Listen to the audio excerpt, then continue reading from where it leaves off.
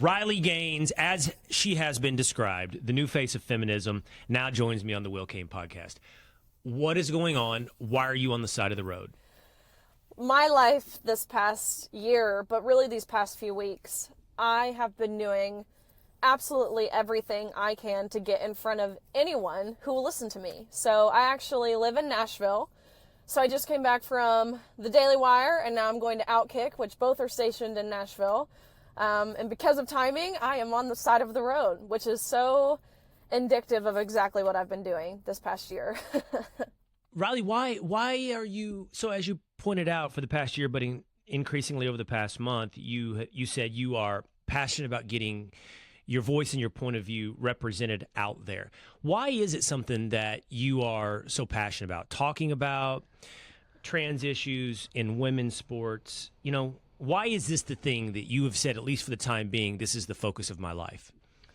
It's interesting because a year ago, I never, ever would have thought this is where I would be. I was set to go to dental school this year. I got married. I was ready to ride off into the sunset, essentially. And I very easily could have. But being in the position that I was in last year, having to compete against a male at the fastest meet in the world, I was a swimmer. It's at our NCAA championships. It's the fastest meet in the world. It's faster than the Olympics, of course. It's short course. It's a really big deal. But we were forced to compete against a man. And I saw how blatantly wrong that was, how blatantly unfair, but not just the competition, the locker room, the silencing that the universities were trying to do. And now I've taken a step back and I've seen the bigger picture of how they're asking us to deny objective truth, which is scary. That's a scary thought when that's the norm, denying essentially the sheer essence of humanity, man versus woman. They want us to deny that. And so I see what's at stake here, and really fighting for that next generation. I have a younger sister, and she's the Tennessee state champion in gymnastics. Like I mentioned, I just got married, and I can only hope one day that I have a daughter. And I can't imagine being in the position that I'm in, having the testimony that I have and the platform that I have, and not using that to fight for that next generation. So I want to lay a little groundwork by satisfying some of my curiosity. So I'm going to ask you a couple of questions that really, I don't know that they are of any consequence, but I don't care. I'm curious. Totally. You were on Fox and Friends a few weeks ago, and you were with your husband. And after you went off air, can I tell you what the debate was in the studio? What kind of accent is that of your husband? I think we settled on New Zealand. Where's he from? He's from England, so you're wrong. Oh. But like I mentioned, I'm from Tennessee. I'm right here in Nashville, and so he's halfway across the Atlantic. He's got some Southern twang now, and I take full credit for that. Okay, you swam against Leah, and listen, I swam my entire life from age, 6 to 18. I walked on to a water polo team in California at Pepperdine University in college. My wife was a collegiate swimmer, so this is a sport that is very near and dear to my heart and been a big part of my life. But you know what's funny is I don't remember what event it was for you or for Leah. Was it, I'm going to assume, 100 free, 50 free, maybe fly? What event was your event? I swam, the race Leah and I raced was the 200 freestyle. Okay. And did you swim in general? What you said sprint freestyle was, I think you focused in on that for you. What else did you swim in addition to the 200 free? The 200 butterfly. I'm actually the SEC record holder, one of the fastest Americans of all time in the 200 butterfly. So that kind of came out of nowhere my senior year. That was the first time I was allowed to do it. So surprised myself there. I qualified for the Olympic trials in all freestyle events and butterfly. So those were my two things. You happened into the 200 fly as a senior. I mean, that's like saying, yeah. How unfortunate is that? It's a terrible curse. It's like I was running 100-meter dashes and somebody said, hey, try this marathon out. I never went beyond 100 Totally. fly. Hated going beyond. Hated actually the last 25 of 100 fly. So much respect for the 200 fly. Okay, let's talk a little bit about Leah. So it was the 200 free where you raced Leah. When did it first hit your radar? Hey, this man was racing on the woman's side of our sport. About midway through my senior year. So our NCAA championships is in March. I didn't even know who Leah Thomas. I'd never heard of that name until about November of the year prior. All of a sudden, again, I had made it my goal to win a national title. So I was competing for that top spot. But all of a sudden, this person who was ranked above me by multiple seconds, which, you know, in swimming, seconds is a lot, especially to be trailing everyone else in the country by multiple seconds. That's a rarity, to say the least. And so this person is ranked above me, and I'd never heard of them. So there were a couple red flags, one of which, this I'll say girl, because at the time I really thought this was a girl. This girl was ranked first in the 100 freestyle and all the freestyle events in between until the mile. And so just as you mentioned, this is like, if you think of Olympic runners, this is like your best 200 meter runner being your best marathon runner. It's a totally different skill set, systems you're using. And so that was a red flag. This person was from University of Pennsylvania, which was a red flag. Lots of it wasn't really making sense until a few days later, an article came out that disclosed very briefly, in a blip of a sentence, as if we were supposed to just breeze right by it, Leah Thomas is formerly Will Thomas and swam 3 years on the men's team at University of Pennsylvania before deciding to transition to the women's team. And so my coach sent me the link. He said, you need to look at this, because he knew my goals. He knew what I wanted to achieve. And so I read this, and I read it again, and I was, of course, shocked, but truthfully, I felt this sense of relief, because I was able to look up who Will Thomas was out of curiosity. You know, was this a person who went from ranking first to now continuing to rank first, which is, of course, not what we saw. This was a mediocre male at best, ranking 462nd in the nation prior, to now, again, trailing every other woman in the country by body length. And so I thought, I felt relief, because I thought the NCAA would see it exactly how I saw it. Nothing opinionated, nothing hateful, just the sheer facts of it. But that is not how the NCAA saw it. They saw absolutely nothing wrong with allowing Leah to compete with us at our national championships last year. Outside of the NCAA, what was the reaction? You know, I think in the original, when the story first came out, a lot of people talked about the fact that there seemed to be silence in the beginning, right, from both Leah's teammates and from the swimming community at large, including, I think, for most part, parents. And I think a lot of people understood why. They understood why. I think everyone immediately, intuitively understood the consequences, understood the stakes and the potential ostracization. But I wonder, what was the conversation like with you and your teammates, with your parents, with other parents? What was the quiet conversation, or was there none, in the swimming community? I can tell you from my own personal experience at that meet, I can wholeheartedly attest to the tears that I saw from the 9th and 17th place finishers who missed out on being named an All-American by 1 place. And I can wholeheartedly attest to the extreme discomfort we all felt in that locker room. And I can wholeheartedly attest to the whispers and the grumbles of anger and frustration from these girls who, just like myself, had dedicated our entire lives to get to that meet. But that's what they were. They were whispers. We talked amongst ourselves. We talked to our coaches, and we discreetly talked to our parents.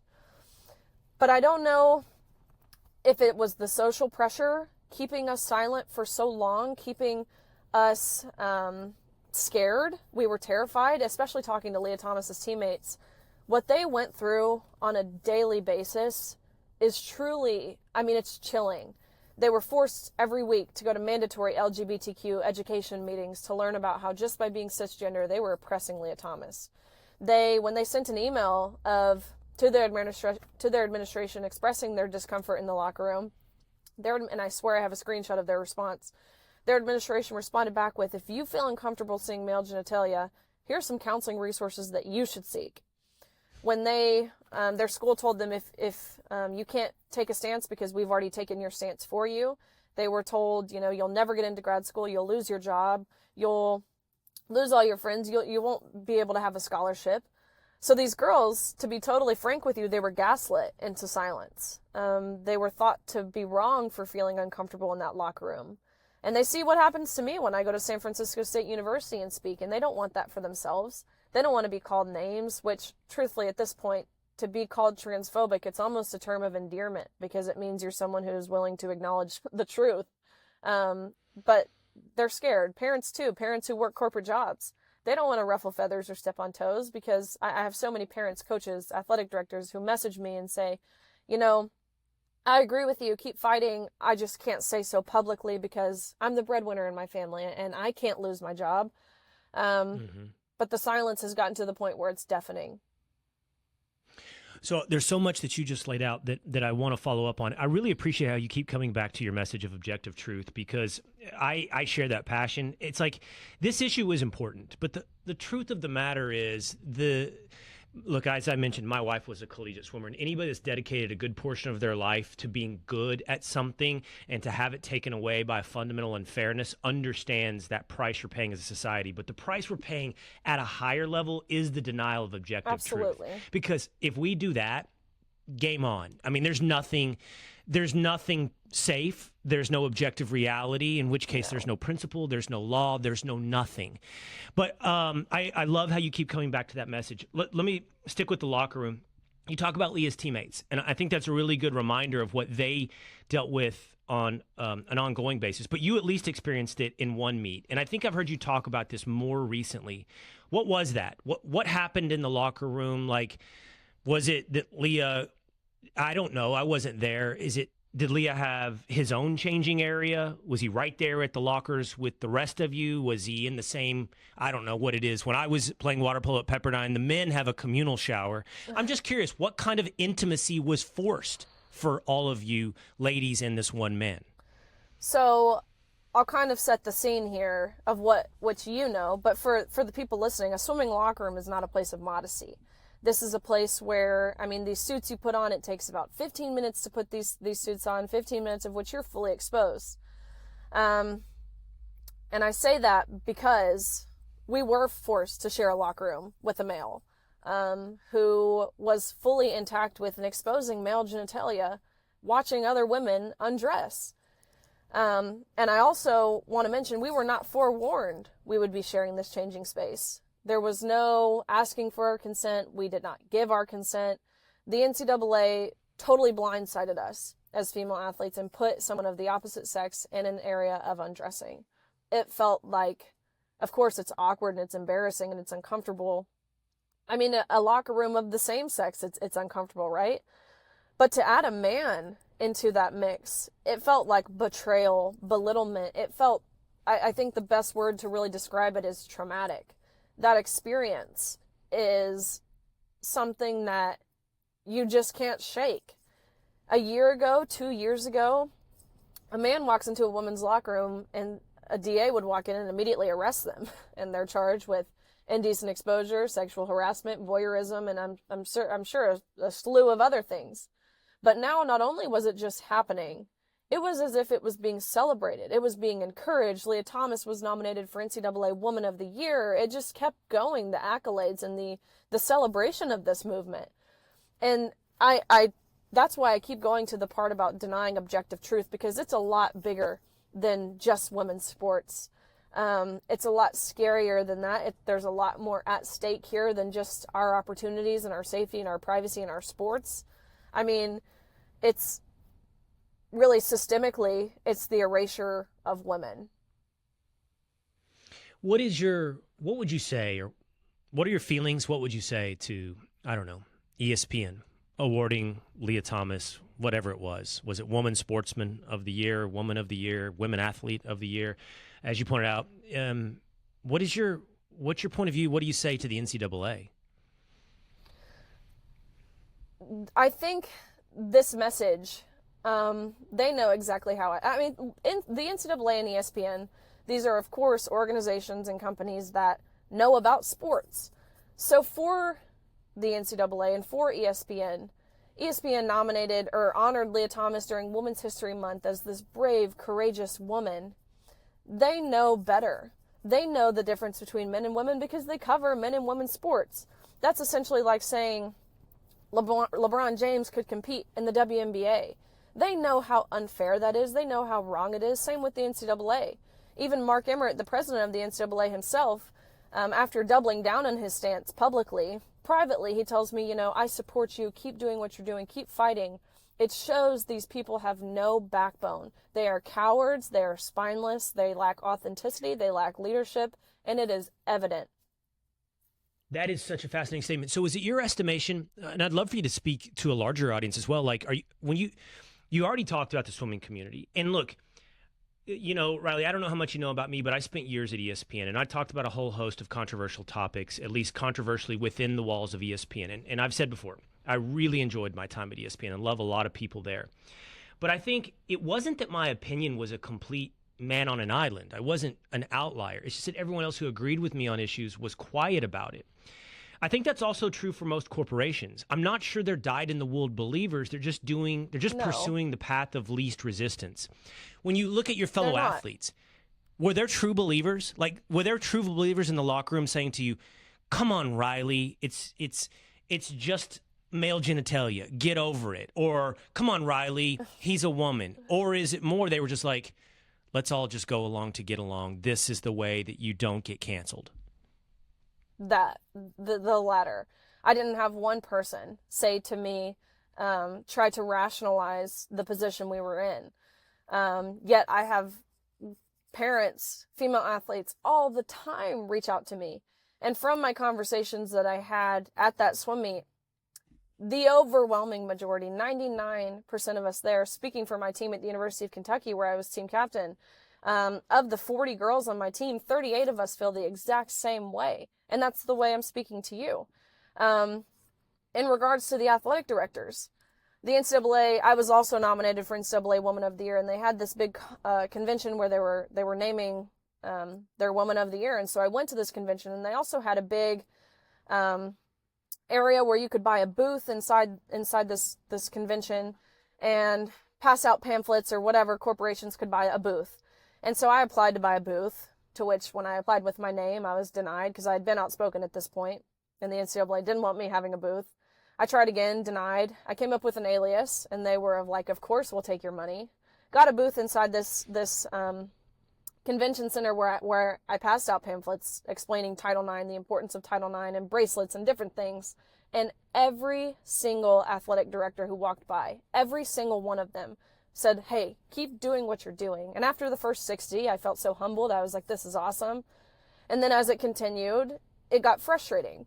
If every single one is agreeing with me, including the president, Mark Emmert, then why are we going along with this facade? Why are we catering to the minority if we're all on the same page here? And that's something I still can't figure out. I mean, I can figure it out, but I don't understand how we've gotten here. Not to compare myself to you, I love the fight that you've taken on, but that's been my experience as well. It's humbling, and you're flattered at first with the compliments and the encouragement, and then you get frustrated, like, why aren't you joining me?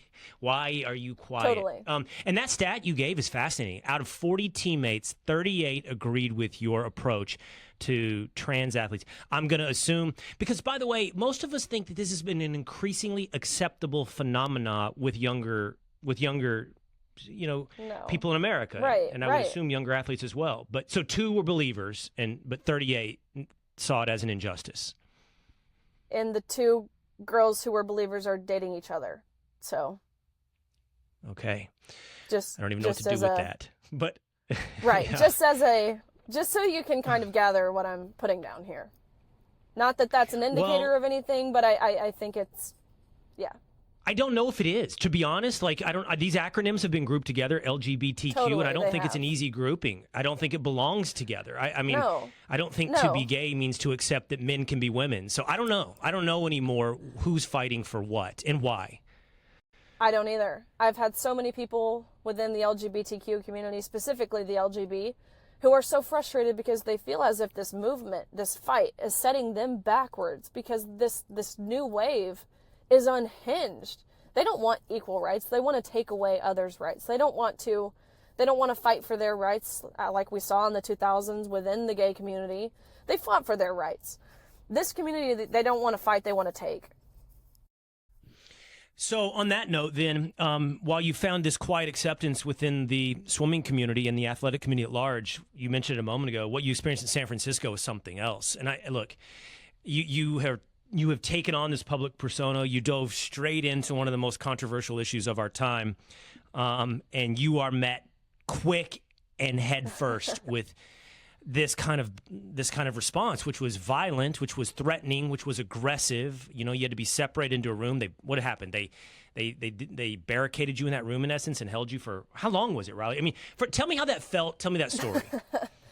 I gave my speech at San Francisco, which I thought I knew what I was getting myself into by going to San Francisco. I knew what the environment would be like there.